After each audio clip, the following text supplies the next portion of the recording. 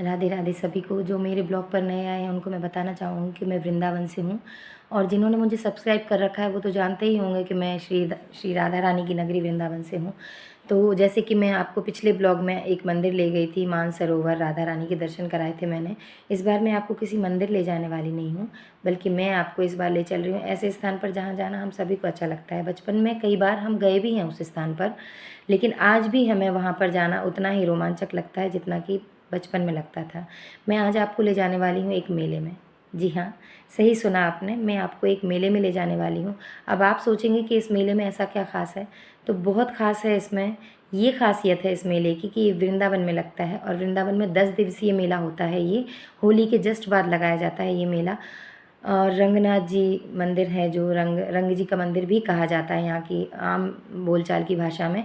वहाँ के जो रंगनाथ जी प्रभु हैं, जो ठाकुर जी हैं, उनका विग्रह अपने गर्भगृह से निकलकर, अपने मंदिर प्रांगण से निकलकर बड़े बगीचा तक जाता है, और बड़े बगीचा से थोड़ी देर आराम करने के बाद, थोड़ी देर रुकने के बाद बड़े बगीचा में फिर लौटकर अपने गर्भगृह, अपने मंदिर प्रांगण में आता है। और ये यात्रा सुबह और शाम 2 टाइम होती है। इसे सवारी उठना और सवारी बैठना कहते हैं। एक नाद के साथ सवारी बैठना और एक नाद के साथ सवारी विराजमान होना, ये दोनों चीज़ें होती हैं। ठाकुर जी रोज़ एक निश्चित समय पर सवारी से बाहर निकलते हैं अपने गर्भगृह से। ये सवारियाँ अलग अलग हैं। अलग अलग सवारियों से मेरा तात्पर्य, जैसे सूर्य किरण पर निकलते हैं, किसी दिन घोड़े पर निकलते हैं, किसी दिन हाथी पर निकलते हैं। ये सारी सवारियाँ स्वर्ण जड़ित या रजत जड़ित होती हैं।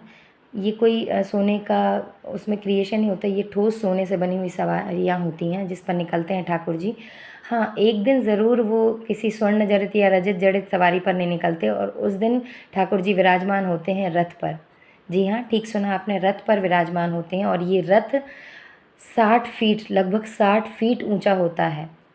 और ये रथ रंग जी मंदिर के प्रांगण में साल भर रहता है, और रथ के मेले के टाइम पर इसमें एक दिन के लिए ठाकुर जी विराजमान होते हैं, और लोग इसे अपने हाथों से, रस्सियाँ उसमें बंधी हुई होती हैं, और अपने हाथों से उस रथ को खींचकर गर्भगृह से, मंदिर प्रांगण से लेकर बड़े बगीचे तक लाते हैं, और थोड़ी देर यहाँ पर विश्राम करते हैं ठाकुर जी, और उसके बाद फिर से बड़े बगीचा से गर्भगृह तक रथ को ले जाया जाता है। ये रथ काफ़ी भारी होता है, और इसे किसी घोड़े या हाथी के द्वारा नहीं, बल्कि श्रद्धालु खुद अपने हाथों से खींचकर मंदिर से बड़े बगीचा तक और बड़े बगीचा से मंदिर तक लाते हैं। बहुत ही आकर्षक दृश्य होता है, बहुत ही खूबसूरत वहाँ का माहौल होता है।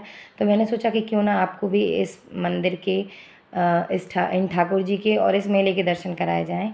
बहुत ही अच्छा लगेगा आपको। और ये मुझे विचार आया कि मैं जाने वाली थी मंदिर, तो मुझे लगा कि मैं आपको भी ले चलती हूँ। तो चलिए, इस ब्लॉग को ज़्यादा लंबा ना करते हुए मैं आपको ले चलती हूँ मेले में। और अगर ब्लॉग अच्छा लग रहा हो तो लास्ट तक ब्लॉग में बने रहें ज़रूर। देखिए, हम आ गए हैं मेले में, और जैसा कि मेले में सबसे आकर्षित करने वाली जो चीज़ होती है वो होते हैं झूले। तो सबसे पहले हमारी भी नज़र झूले पर ही पड़ी। देखिए, ये ठाकुर जी की सवारी आ रही है, और ठाकुर जी की सवारी के आगे आगे चलता है ये हाथी। बच्चे बड़े सब इसको देखकर बहुत ही रोमांचित होते हैं। बहुत ही खूबसूरत नज़ारा होता है देखने का। देखिए, ठाकुर जी के आगे बैंड बाजे भी चल रहे हैं, और एक अलग ही माहौल है मेले में। मेले जैसी तो सारी चीज़ें हैं, जैसे कि झूले हैं, देखने की बहुत सारी चीज़ें, खरीदने की बहुत सारी चीज़ें, लेकिन ठाकुर जी की जो आभा है, ठाकुर जी की जो शोभा है, वो देखते ही बनती है। और जिस दिन मैं गई हूँ, आज के दिन, बहुत ही खूबसूरत लग रहा है ये। सिंह शार्दुल पर विराजमान हैं ठाकुर जी। सिंह शार्दुल मतलब शेर के ऊपर सवार हैं ठाकुर जी, और ये सिंह स्वर्ण का है, स्वर्ण जड़ित है। ये देखिए, पूरा जो माहौल है बहुत ही आध्यात्मिक है। यहाँ का मेले का माहौल तो है ही, उसके साथ आध्यात्मिक माहौल भी है। ठाकुर जी आ रहे हैं, देखिए सभी लोग उनके आगमन की तैयारियाँ और उनका स्वागत करने के लिए रास्ते में खड़े हुए हैं। आपने एक बात नोटिस की होगी कि ये पूजा अर्चना जो है दक्षिण भारतीय पद्धति से होती है, और इस मंदिर में ज़्यादातर नहीं कहूँ, अगर सारे पुजारी दक्षिण भारतीय हैं तो ये गलत नहीं होगा, क्योंकि इस मंदिर की सारी पूजा की जो विधियां हैं वो दक्षिण भारतीय तरीके से ही की जाती हैं। ये देखिए, यहाँ पर दुकानें भी लगी हुई हैं, जैसे कि हर मेले में होता है। हम सभी भी जब बचपन में जाते थे तो खिलौनों के लिए ज़िद करते थे कि मुझे ये खिलौना चाहिए। तो यहाँ पर खिलौने भी मिल रहे हैं। यहाँ पर देखिए चूड़ियाँ भी हैं, तरह तरह की चूड़ियाँ हैं। और ये देखिए ये थोड़े अलग टाइप की चूड़ियाँ हैं, बहुत सुंदर लग रही हैं, मुझे तो बहुत ही प्यारी लग रही हैं। इस मेले में अलग अलग चीज़ें हैं जो आप ख़रीद सकते हैं यहाँ पर। और हर तरह का सामान है, खिलौने हैं बच्चों के, रसोई से जो रिलेटेड चीज़ें हैं वो भी मिल रही हैं। ज़्यादातर बच्चों के खिलौनों की दुकान देखी मैंने। और साथ में कुछ ऐसी चीज़ें भी हैं जो आप घर को सजाने के लिए जो इस्तेमाल की जाती हैं वो चीज़ें भी मिल रही हैं। और मेले में तो ये सब सारी चीज़ें मिलती ही हैं, आप देखते ही हैं। आपके यहाँ भी अगर मेला लगता होगा, किस तरह का मेला लगता है और कैसा मेला होता है, आप प्लीज़ मुझे कमेंट में ज़रूर बताएं कि आपके यहाँ भी, आप जिस शहर से भी हैं, जिस जगह से हैं, वहाँ पर क्या मेला लगता है, और अगर लगता है तो वहाँ पर क्या ख़ास बात होती है उस मेले की, ये मुझे कमेंट में लिखकर ज़रूर बताएं। और मैंने तो अभी यहाँ से कुछ भी नहीं ख़रीदा, और मैं देख रही हूँ बस कि कुछ ऐसा मिले मुझे कि कुछ अलग हो। देखिए मेले में घूमते घूमते यदि आपको भूख लगाए तो उसका इंतज़ाम भी यहाँ पर है, खाने पीने की बहुत सारी चीज़ें हैं। ये भेलपूरी मिल रही है, और पानी पूरी भी है, पाव भाजी भी है। जो भी आप खाना चाहें, जो आपको पसंद हो वो आप खा सकते हैं।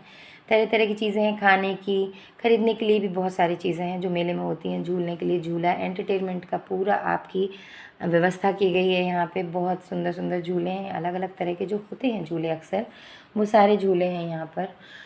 और बहुत ही आकर्षित करने वाला, बहुत ही मन को लुभाने वाला माहौल है। बहुत ही सुंदर लग रहा है मुझे। मैं कई बार आई हूँ पहले भी इस मेले में, और मैं काफ़ी एंजॉय करती हूँ मेले को। मुझे बहुत अच्छा लगता है, झूला झूलना मुझे बहुत पसंद है, और मैं भी झूलूँगी झूला ज़रूर। देखिए आप देख पा रहे हैं चारों तरफ कितनी भीड़ है, कितने लोग हैं। आसपास के क्षेत्रों से भी इस मेले में शामिल होने के लिए लोग आते हैं, और बहुत प्रसिद्ध है ये मेला। काफ़ी पुरानी प्रथा चली आ रही है ये कि ठाकुर जी बाहर अपने भक्तों को दर्शन देने के लिए निकलते हैं। और ये देखिए ठाकुर जी वापस जा रहे हैं और हम भी अपने घर की तरफ जा रहे हैं। इस ब्लॉग में इतना ही।